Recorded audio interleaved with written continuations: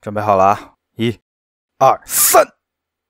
故事发生在3个月前一个风和日丽的晚上。刚刚下班的我正刷着手机，突然一张惊为天人的照片出现在了我的眼前。我天，这是个什么神仙啊！于是在经过长达了1整天的人肉搜索以后，我发现它来自一家位于阿姆斯特丹的餐厅，而且他们还慷慨地把原菜谱放在了网上。我去，要是再不试试，那简直就是对不起我自己啊！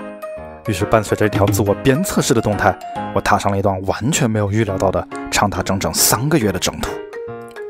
作为一道米其林甜点，它最吸引人的地方就是这层晶莹剔透又薄如蝉翼的外壳，所以就先从它里面的苹果冰淇淋开始吧。严格的来说，它连冰淇淋都算不上，雪趴才是它正确的名字。掏出2个苹果，个人建议用最酸的青苹果，毕竟七夕就快到了，多吃点酸的东西有助于提前适应节日的气氛。把它们扒皮抽心，然后拿出搅拌机，加入糖水，和弄和弄。直到它全身软烂的时候，就混上柠檬汁，再加点既不用加热也不用冷藏，只要和弄和弄就能产生粘稠效果的黄原胶，雪趴的原浆就做好了。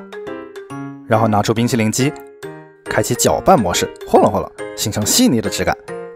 接着拿起裱花袋，把它们挤到一个足够高的模具里，冷冻至少2个小时。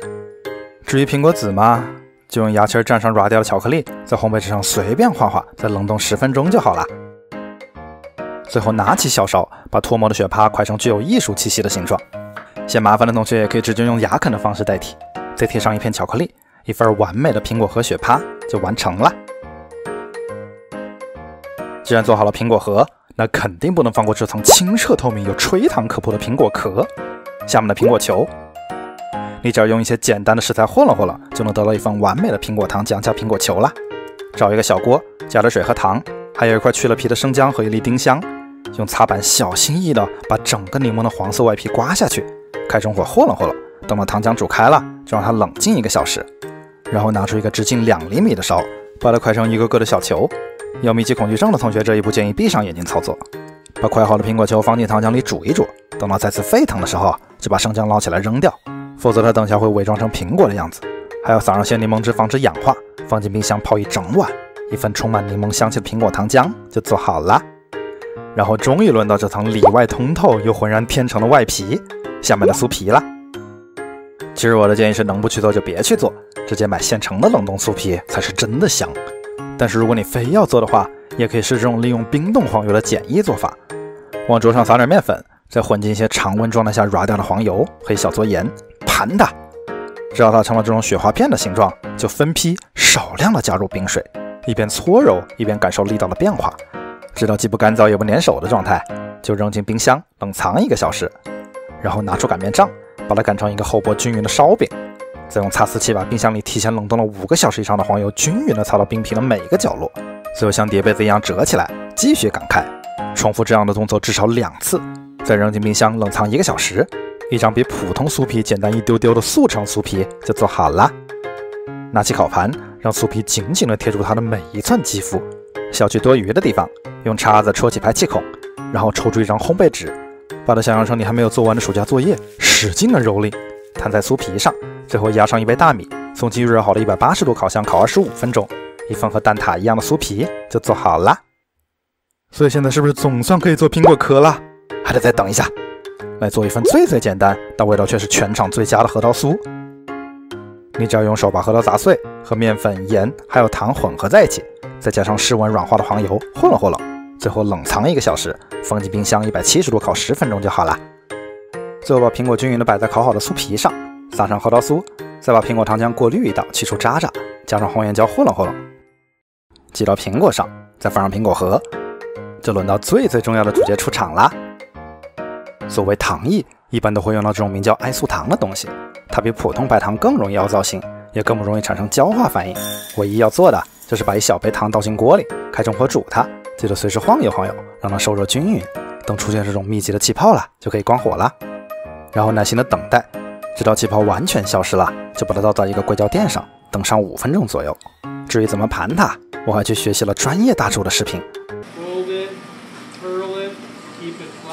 Then introduce scissors and cut and twist and onto the reed and up. then you can start pumping. 好像不是很难的样子，我会了。只要把糖反复的拉伸几遍，形成均匀的质地，再把它捏成一个球形，卡在充气管上，一块完美的糖球就能被你均匀的吹起来啦。个鬼呀！这个像土豆一样坑洼的东西是个什么鬼啊？没关系，见过了大场面的我根本不慌。在反复研究过吹糖的艺术以后，我发现这是因为糖的内部温度均匀而导致的结果，所以我又给它准备了一套冷热两重天的双重保险工具，比如这种小型电风扇，一旦开启近战模式，就能在10秒钟内让温度过高的地方变得坚强起来。还有这种一旦打开就能把镜子里的自己照得帅气无比的浴霸专用灯泡，一旦进入辐射范围，就能在10秒内让已经凝固的地方重新柔软起来。在冰火交替的双重作用下，只要我的手感足够精确，它就一定能变成一个标准的球形。无伤大雅，只要我整容的手法足够专业，它就绝对能拥有一副完美的身材。这什么鬼啊，已经完全不是一个物种了喂！没关系，见过了大场面的我根本不慌。在经过深度思考以后，我意识到糖的外围到出气口的距离必须均匀一致，只要能把它捏到位，然后小心翼翼步步为营，翻车什么的不存在的。没关系，见惯了大场面的我根本不慌。只要按照标准重新来过，我就可以得到一份完美透明的。等等，这东西它瞄的根本不透明啊！说好的玲珑剔透呢？说好的清澈透明呢？这种跟雾霾一样的即视感到底是怎么回事啊？见惯了大场面的我有点开始慌了。难道就要这样放弃了吗？不，即使赌上身为励志区 UP 主的尊严，我也绝对不会向翻车投降。没人教我的话，就自己研究好了；不够透明的话，就别去扯它好了；皱纹太多的话，就只用精华好了。就如大师说过的，一门传统的手艺，即使理论再完美，即使教程再精致，如果没有日以继夜的练习，没有日复一日的坚持，你永远都无法征服它。日子就在一遍遍的尝试中过去，巨大的量勺把碗中的白糖清空又填满，灼热的糖浆把充气的吸管从冷变到暖，灯泡与风扇让鼓胀的糖球坚硬又柔软，夏日的太阳把我的影子拉长又缩短。努力终究是有回报的，它的形状开始从扭曲变成平整，它的颜色开始从模糊变得清澈，它的肌肤开始从褶皱变为光滑。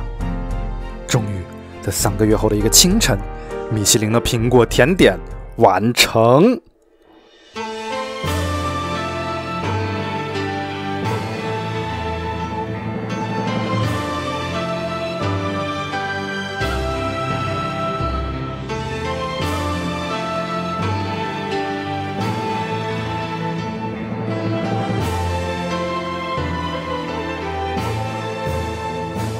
你们看到现在的样子，清澈透明、完美无瑕、晶莹剔透、翠绿欲滴，是不是想极了？